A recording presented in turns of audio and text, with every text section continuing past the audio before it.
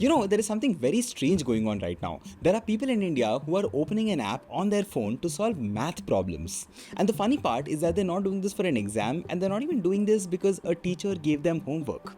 Lakhs of people are doing it because they are enjoying it and having fun. Fun by literally doing maths, a subject that a large part of India is actually very, very scared of. Now, here's the interesting thing. In the last 5 to 6 years, we've all seen how edtech companies, apart from say one or two of them, have mostly failed in our country, right? Byju's went bankrupt, White Hat Junior had to shut down, and Unacademy had to fire thousands of people, and so on. Now, these companies, if you remember, raised thousands of crores of rupees from investors around one simple idea, that learning can be made fun. But the reality is that it largely did not work out. Learning did not really become fun through these edtech companies. And that is what makes this new app Matiks so very interesting. See, Matiks is not really trying to be an edtech at all. In fact, if you look at the category of the application on the App Store, it is not even listed under education. It is actually listed under sports. And the interesting thing is that the app does not really talk about stuff like learning outcomes or syllabus coverage. It actually talks about battles, arenas, leaderboards, and brain workouts. And that's the most interesting part, because that one small difference, which is sports instead of education, might actually explain why edtech could not crack this problem and why a much smaller app today seems to be getting close to success. And that is what I want to talk about in a bit more detail in today's video. I want to talk about three things. One, what is the actual gap that an app like Matiks is solving, and why could traditional edtech companies not really do anything about it? Second, what psychology does the design of Matiks borrow from hyper successful apps like Candy Crush, Duolingo, and chess.com? And third, whether this is a real shift in how people want to spend their screen time, or it is just another trend that people will eventually forget in a few weeks or a few months. My name is Bansal, and let's decode. Now, to understand what's exactly going on here, let's very quickly understand a very simple framework. See, this framework explains why some activities become addictive apps and the others remain boring chores, no matter how much money you throw at them to solve the problem. See, every skill or activity in the world sits somewhere on two axes. The first axis is respect, which is how much society values that activity. And the second axis is desire, which is how much people like you and I actually want to do it. Now, if you plot different activities on these two axes, you start to see a very interesting pattern. See, scrolling Instagram, playing Candy Crush, or watching YouTube shorts and all of that stuff, these are all high desire activities. We all do them for hours without anyone really asking us to do it. But the problem is, society does not exactly respect these things. I mean, nobody really shows off that they scrolled reels for 3 hours, right? But on the other hand, stuff like reading books, exercising regularly, or practicing a musical instrument, all of these are very high respect activities. Society admires people who do them, but the honest truth is that most of us do not actually want to do them after a long day because it just feels like work. And then, very, very rarely, you will find some activities which sit at the sweet spot of both high respect and high desire. Now, this could be a sport that you love playing, or it could be a hobby that you're genuinely passionate about, etc. Now, these are very, very hard to create, but when they do exist, people come back to them again and again and again without really needing any forceful discipline. And here is where it gets very interesting. See, in the last 10 years, a few mobile apps and games have figured out very well how to take activities that were stuck in high respect, low desire, and they have managed to push them towards high respect, high desire. Duolingo, for example, did this with language learning. How? Because think about it, learning a new language has always been respected, but a very few people actually sit down and do it on their own. So Duolingo added stuff like streaks, progress scores, leagues, daily reminders, and all of that stuff. As a result, suddenly millions of people were doing language lessons midnight by choice. Basically, the core activity here did not change, just the packaging around it changed. Another great example here is chess.com. Now, chess has always been a respected sport, but people found it too slow and too intimidating in some cases. So chess.com added ratings, quick matches, puzzles, global opponents, and all of that stuff. And all of a sudden, chess became one of the most played games across multiple devices. Very similarly, Strava did the same thing with running. Again, running has always been respected as an activity, but it takes a lot of effort. So Strava added stuff like pace tracking, personal records, social comparison, and all of that stuff. And suddenly, running became a competitive performance sports for everyday people like you and I. Now, do you see a very interesting pattern here? See, in each of these cases, the underlying activity stayed exactly the same. The rules of chess, for example, did not change, and running is still running, and also learning a language still takes effort. But what changed was the emotional container around the activity. These apps basically borrowed the design language of high desire products like games and social media, and they wrapped it around high respect activities. And that brings me to the real question. See, if this trick worked so well for things like languages, chess, and running, why has nobody been able to crack it for mental challenges like maths, puzzles, and brain games? See, this category of mental ability, especially maths, has a very specific problem that language, chess, and running they do not have. And that is exactly the goldmine that the app Matiks is sitting on. I'll explain. See, if you're bad at sports, you can casually say you don't play. And similarly, if you're a bad singer, you can just refuse to sing. Nobody really judges you on your intelligence because of that. But when someone is bad at maths, it feels very, very different. In a country like India, especially, maths is not just a subject, it is almost treated like a proxy of how smart you are. Parents worry if their child is weak in maths, teachers and schools pay a lot more attention to maths scores than almost anything else, and most competitive exams in India are built around quantitative ability. Now, all of this creates a very specific kind of emotional baggage around mental ability that no other skill really has. And as a result, anything in the space of maths, brain training, and mental exercise sits in one of the most extreme positions of our framework.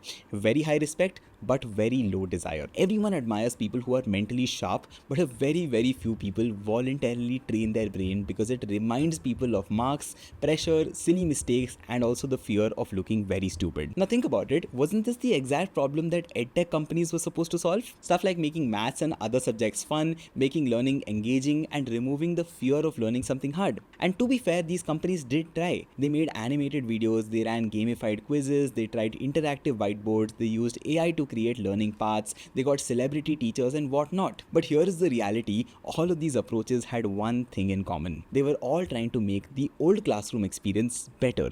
Yes, maybe teaching was a little bit better, examples were a little more relatable and all of that, but the core promise was still sit down, study, learn, and improve your marks. And that is where our framework becomes very interesting today. See, if we go back on our two axes, what EdTech was doing was it was working on the respect axis. It was making subjects more useful, more relevant, and more connected to exams and careers. But the problem is that they barely touched the desire axis. The activity still felt like studying and work. And for most people, after a long day of school or a long day at the office, the desire to open a learning app and study is honestly and practically zero. And that is the gap. Math and brain training have been stuck in the high respect, low desire zone for many decades, and every serious attempt to move them has focused on the absolute wrong axis. So then the obvious question is, what is Matiks doing differently to solve it? See, instead of trying to make mental exercise more useful or more relevant, which would basically push it further along the respect axis, Matiks is working on the desire axis directly. And the way it does this is by making maths, puzzles, and brain games feel something completely different from studying. I would actually call this the practice to performance shift. Think about it this way. When you sit with a textbook and you solve problems, that is practice. Now the thing about practice is that it is private. Nobody really sees you doing it. It is slow and you don't really see motivating results or improvements every single day. And most importantly, practice requires a lot of discipline, which a lot of people have a very little of, especially after a long day. But Matiks does something very cool to solve this exact issue. You can basically open the Matiks app and compete in a live game against a stranger. Now think about it, that suddenly turns practice into a game with a performance. And here's the thing about performance, it is very visible. Completely unlike practice, performance gives you instant feedback because you either win or you lose right there. And performance also creates pressure, which is a very strong motivator, probably far stronger than anything else. So yes, if you think about it, the mental challenge might be exactly the same, but the emotional meaning of the activity completely changes. And that is something Matiks seem to have understood very clearly. If you look at how the app is built, the duel format is not just one feature among many, it is actually the core of the entire product. They have actually pushed very heavily into putting people against each other because they have figured out that doing brain games alone is still largely practice only. But the moment you put two people against each other with a timer running on the clock, it suddenly becomes a competition. And like we discussed, a competition changes everything. It creates stakes, it creates urgency, and most importantly, it gives you a reason to come back tomorrow because you either want to win again or you want to take revenge. But then the question is, what is special and how does Matiks even do this? See, they actually borrow from three very specific product playbooks, and this is very interesting. The first one is the Candy Crush playbook. See, Candy Crush became one of the most addictive casual games in the entire world because it basically required zero preparation. You could open it for 2 minutes, play around, and close it. Now, Matiks borrows this playbook beautifully. You don't really need to block an hour, and you don't even need a notebook and a pen. You just open the app, play a quick round, and get a result. As simple as that. Now, think about what this does. This suddenly makes brain games fit very naturally into, let's say, 2 minutes before a meeting, or during a cab ride, or let's say the gap between two classes for a student. The second is the Duolingo playbook. See, Duolingo understood that the feeling of building something over time is very, very powerful. Stuff like daily streaks, daily scores, accuracy percentages, and all of that. Now, even if the daily session is very small, the story in the user's head is much bigger. They basically think that they are getting better.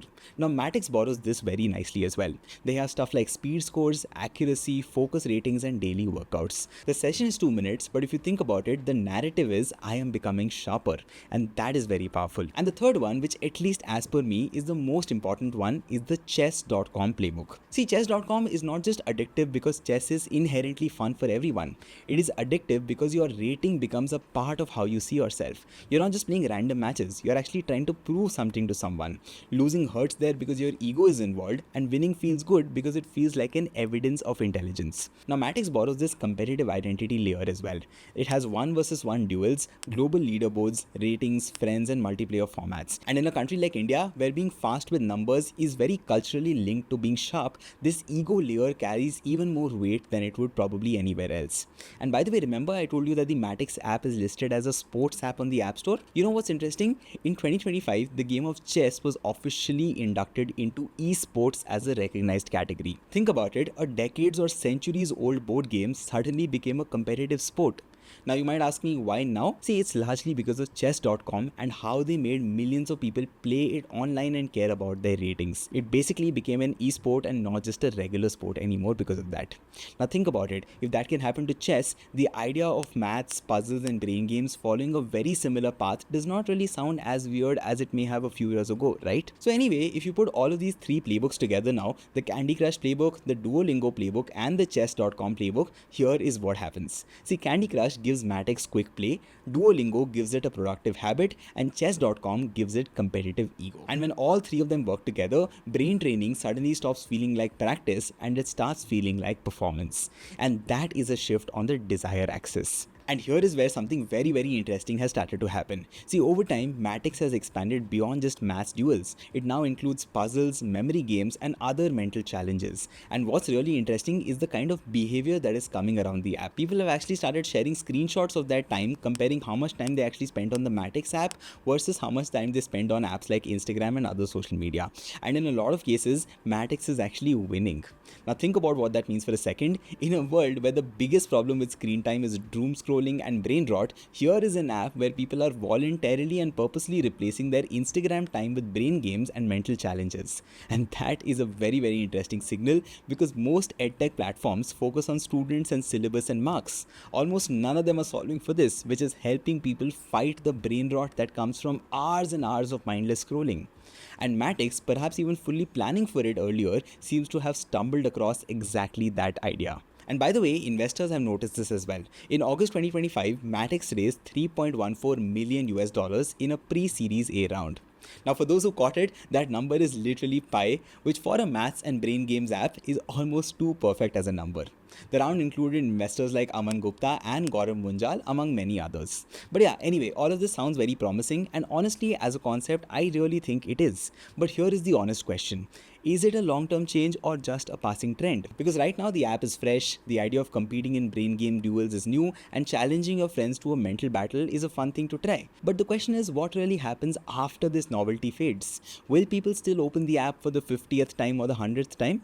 That is where the story is a little bit uncertain. button. But I think for Matiks to actually maintain this momentum, two major things need to go right. The first test is actually depth. See, right now competing in mental maths, duels and brain games is exciting because it is new, like I said. But what happens when a serious user masters the basics? If there are not enough formats, not enough difficulty levels, and not enough strong players to compete against, then nothing really feels exciting enough to return to the app every single day. And the problem is, the moment that desire fades, brain training goes right back to where it always has been on our axis, which is respected but avoided. The second test is actually a test of fairness. See, in a casual game like Candy Crush, you can sell boosters, extra lives, shortcuts, etc. without really hampering the game, because nobody's ego particularly is attached to their Candy Crush score, because society does not really judge you for it.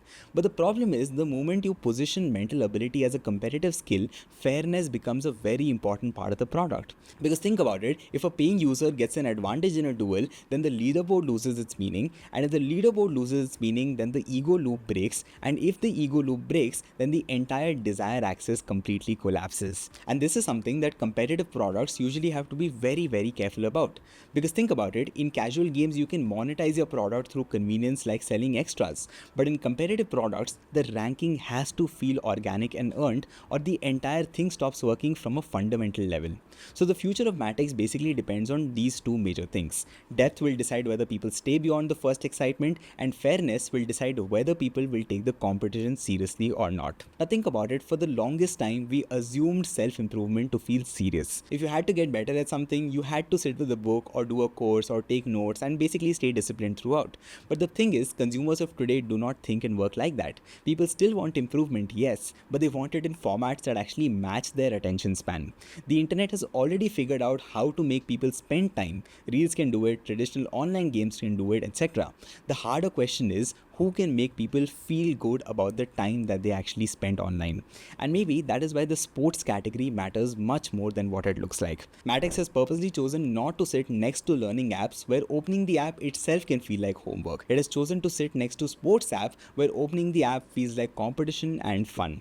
And that one small decision might probably affect how we all end up training our brains in the world of tomorrow. That's all from my side in today's video. I would love to know your thoughts in the comments. If you have tried Matiks, do let me know what your experience has been like, and in case you still have not, I would really suggest you give it a try at least once. Thank you for watching. I'll see you in the next one. Bye bye.